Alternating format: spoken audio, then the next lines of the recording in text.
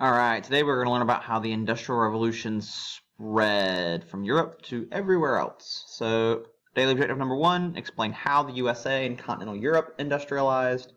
And number 2, list and describe the effects of the Industrial Revolution. So, like in Great Britain and England, the Industrial Revolution starts in the textile industry in the United States. The first factory actually opened in Rhode Island in 1789. And that factory produced thread, like needle and thread. Big difference between Great Britain and the United States is that Great Britain is really, really small as a country in terms of like actual amount of land, whereas the United States is huge. So unlike in Great Britain where they're like putting little factories everywhere because they don't have land, lots of free and empty land. The United States has lots of free and empty land, so they just chop down a forest and they build a factory and they put an entire town built just for that factory. The U.S. remained largely rural after the Civil War. When a booming population begins to move to cities and the demand for goods increased, this is going to increase the amount of factories all across the United States. And this is also when the first major railroads were built in the United States. This is when we built the Transcontinental Railroad, so the railroad that went from one side of the country to the other, so that people in like North Carolina could go to California by train. They actually started building half of the train on the East Coast, or half of the railroad on the East Coast, and the other half on the West Coast, and they met in the middle. This is a picture of them meeting in the middle. So this is like a huge moment for the Industrial Revolution in the United States. When you actually had a transcontinental railroad.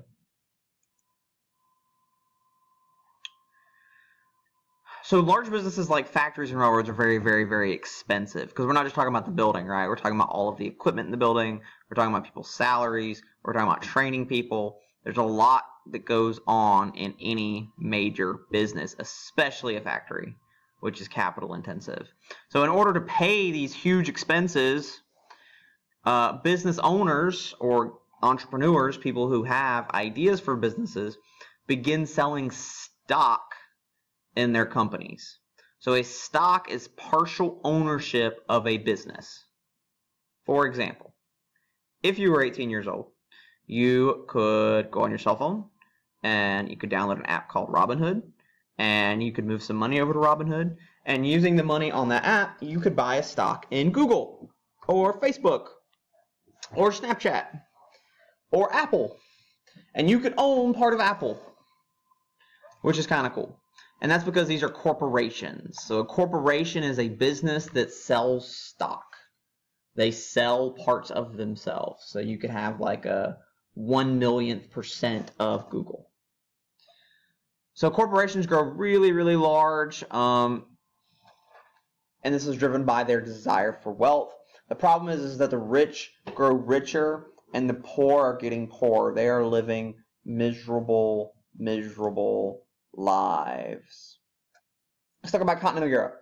So Europe industrialized slower than England and Great Britain because of the French Revolution and the Napoleonic Wars. So I mean, everything was getting destroyed in continental Europe, which means they weren't building things up.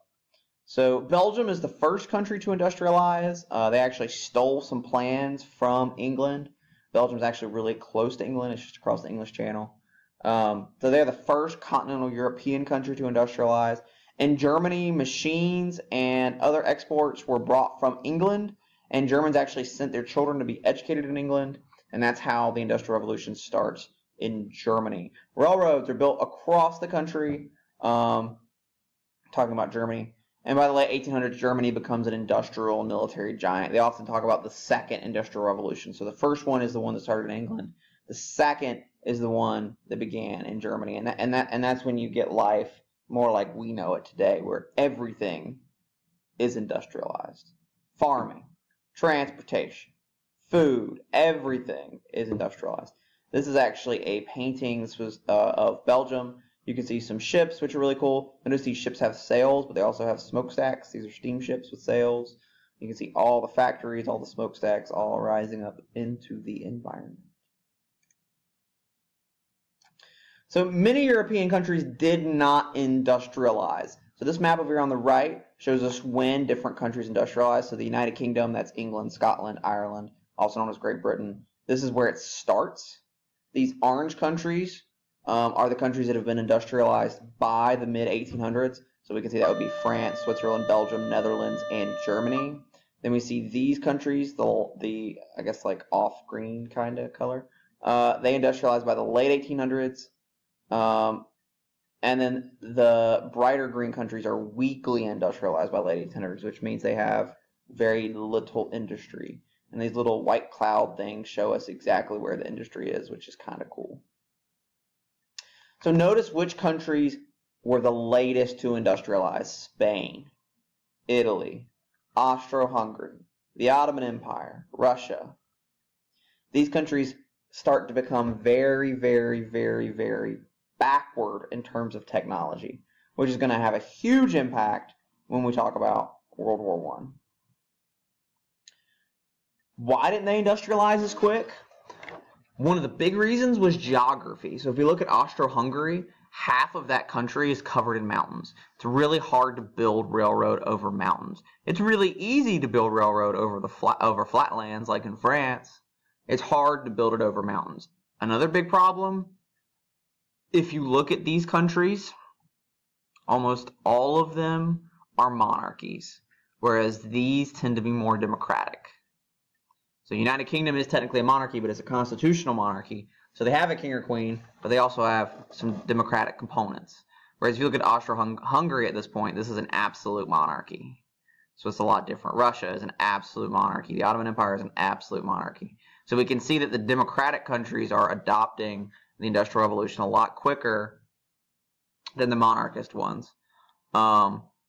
This social stratification, some people making all the decisions, having all the political power, and everyone else having nothing, prevents industrialization in much of Europe, and really much of the world. The reason why the United States industrializes before all of these countries, even though it's far away over here across the Atlantic Ocean, is because we are democratic. People have the opportunities to buy and sell. We have a capitalist system. Let's talk about the effects of the Industrial Revolution. Number one is that it widens the gap between Europe and the United States and the rest of the world. And we're going to learn more about that later. Mercantilism evolves into imperialism. So European countries start capturing more and more and more and more land from Africa and Asia, and they begin building colonies there. Remember, they had really only built colonies in the Americas up to this point. Really, they were just trading with African and Asian countries because African and Asian countries were kind of technologically on par with Europe. The Industrial Revolution is going to make that go away. Europeans are going to have repeating rifles. Asians and Africans are going to have bows and arrows. Ordinary people in Europe and the United States, they struggle under the new industrial regime, and we'll talk about that later. Take a few minutes, answer your 2 daily objectives.